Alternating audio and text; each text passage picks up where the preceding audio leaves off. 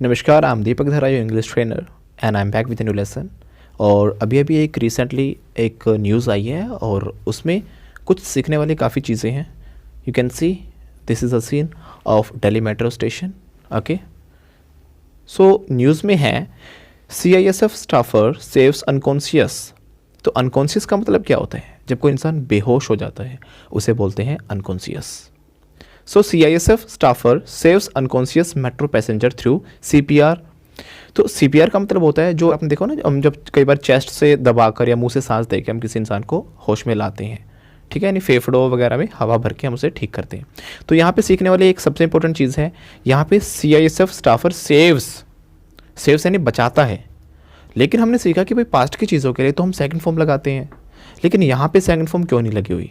ध्यान रखना, जो भी हमारी न्यूज़पेपर हेडलाइंस होती हैं वो हमेशा प्रेजेंट में लिखी जाती हैं। उसके बीच का जो मैटर होता है वो हमारा सेकंड फॉर्म में होता है, लेकिन जो हमारी हेडलाइन होती है वो होती है प्रेजेंट में। चाहे उसने बचाया था, नॉर्मल बोलने में हम बोलते हैं CISF staffer saved unconscious metro passenger, लेकिन यहाँ पर ये एक न्यूज़पेपर हेडलाइन है तो इसीलिए यहाँ पर हम बोलेंगे CISF staffer saves unconscious metro passenger through CPR के जरिए। आगे देखिए न्यूज़ में क्या है। CISF constable on Thursday performed, उसने परफॉर्म किया, है ना। अब न्यूज़ है वो सारी सेकंड फॉर्म में है। पुरानी घटनाएं, जो भी कोई घटना घटी होती है हम उसे सेकंड फॉर्म में बताते हैं, बट हेडलाइन हमेशा प्रेजेंट में बताएंगे अगर न्यूज़पेपर हेडलाइन है तो।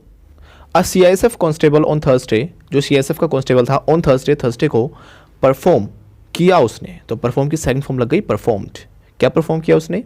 कार्डियोपुल्मोनरी रेसोसिटेशन। अब ये कार्डियोपुल्मोनरी क्या होता है? जो भी हमारे दिल या फेफड़ों से संबंधित कोई भी चीज़ होती है उसे बोलते हैं हम कार्डियोपुल्मोनरी।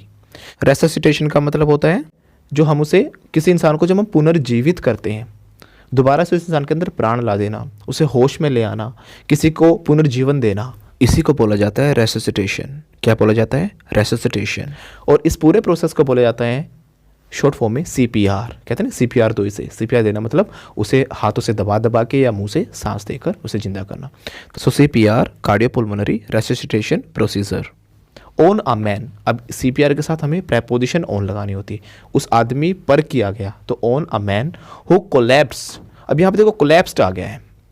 कोलैप्स मतलब होता है वैसे सिकुड़ जाना, लेकिन जब हम ढहने की बात करते हैं, कोई चीज़ ढह जाती है, हम कहेंगे भाई एक बिल्डिंग थी वो ढह गई, गिर गई।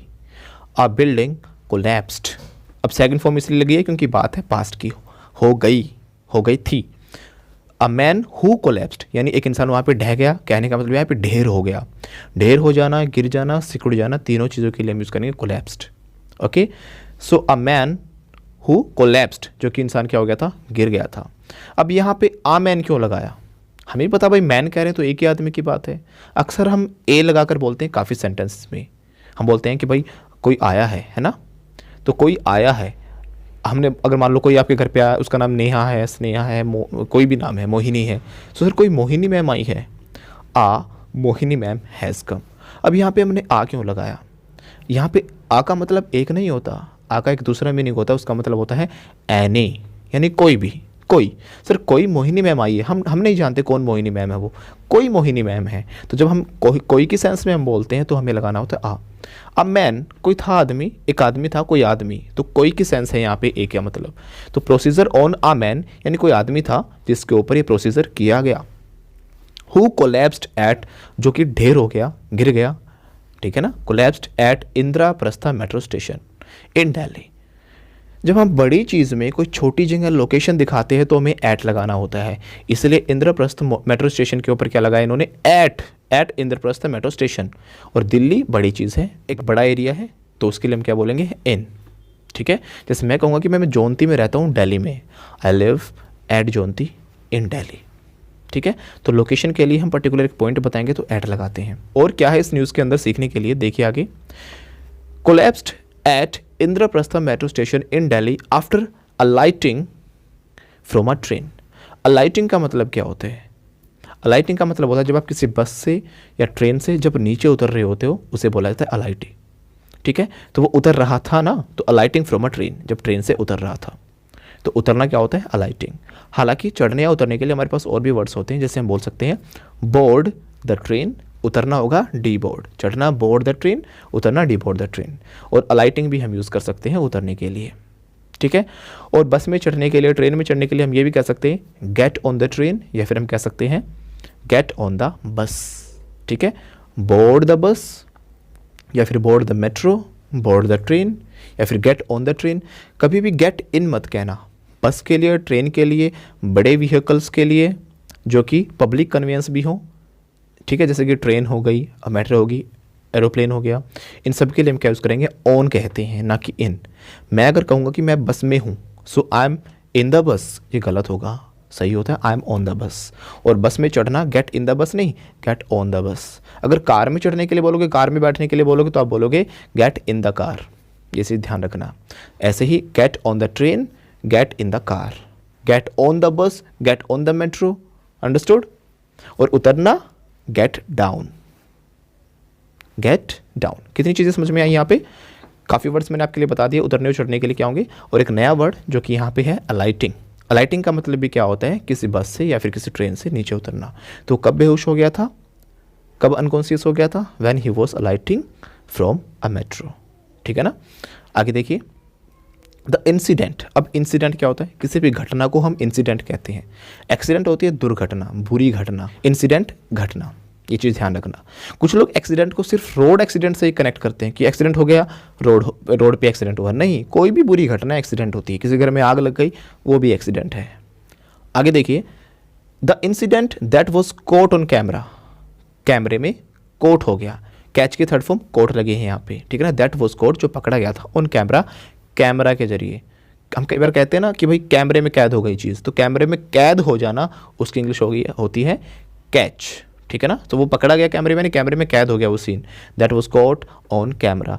कैमरे में इन कैमरा नहीं होता, हमें ट्रांसलेशन करने की बड़ी आदत होती है। कैमरे में देखकर हम क्या लगा देते हैं, इन कैमरा, नहीं, कैमरे में कैद होने की इंग्लिश होगी that was caught on camera, okay.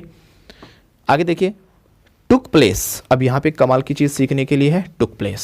ये टुक प्लेस का टुक मतलब क्या होता है, टेक तो लेना होता है, टेक की सेकंड फॉर्म टुक लगे यहाँ पे। टेक प्लेस हम तब लगाते हैं जब हम कोई घटना के होने को बताते हैं। कोई भी एक्सीडेंट हो जाना या फिर इंसिडेंट होना, कोई घटना का होना, उसे हम बोलते हैं टेक प्लेस, ठीक है। अगर मैं कहूँगा कि ना एक एक्सीडेंट हो गया, वहाँ पे एक एक्सीडेंट हो गया, कोई एक्सीडेंट, हमें नहीं पता कौन सा एक्सीडेंट, तो एन लगाएंगे, एन एक्सीडेंट, क्योंकि वोवल साउंड है, एक्सीडेंट के साथ ए का साउंड आ रहा है, तो हम an accident took place. Accident होना टेक प्लेस होता है, हो गया तो पास्ट के लिए हम सेकंड फॉर्म लगाते हैं, एन एक्सीडेंट टुक प्लेस, ठीक है। ऐसे ही मधुबन चौक पे एक एक्सीडेंट हो गया, an accident took place at Madhuban चौक।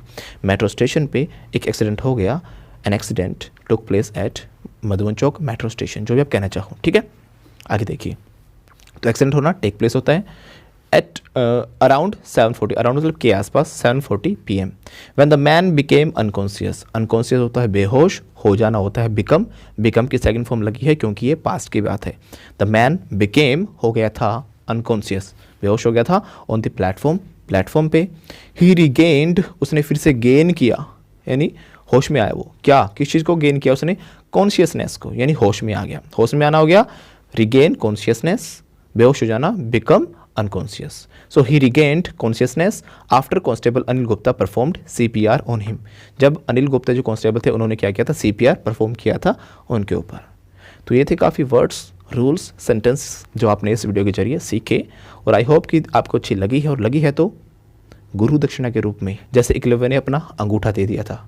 आपसे अंगूठा नहीं मांग रहा हूँ मैं मांग रहा हूँ इस अंगूठे का यूज़ करिए, लाइक करिए, सब्सक्राइब करिए हमारे चैनल को, शेयर करिए, और एक ना प्यारा सा कमेंट भी ज़रूर दे दीजिएगा। आपके कमेंट्स हमें मोटिवेट करते हैं, उससे हमें उत्साह मिलता है कि अभी कैसी वीडियोस बनाई जाए, कैसी वीडियोस आपको अच्छी लगी। सो बाय, टेक केयर, और मिलते हैं आपसे नेक्स्ट वीडियो में। तब तक के लिए नमस्कार।